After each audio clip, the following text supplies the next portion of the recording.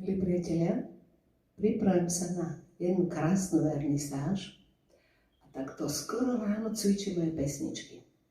A teraz mám vlastné, ale často sa mi stalo, že chcú po mne jeden krásny slovenský šansón od Milana Lasicu a Jara Filipa, ktorý sa volá Čerešne. Tak zahrám si ho aj dnes. Skúšam.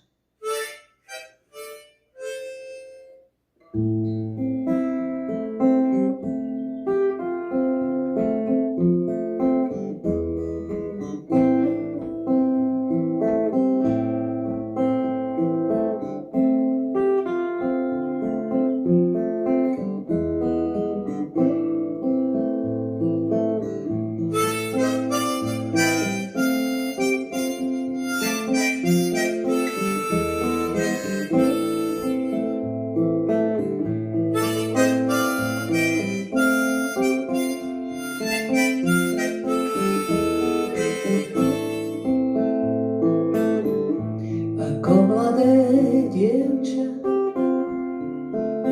už je to za nami.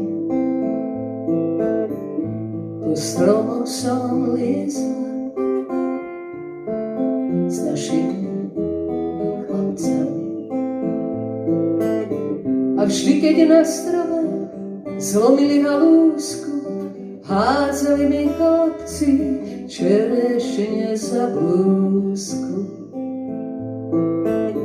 Keď boli zvedaví, čo to mám pod blúzkou, odháňala som ich zelenou halúskou.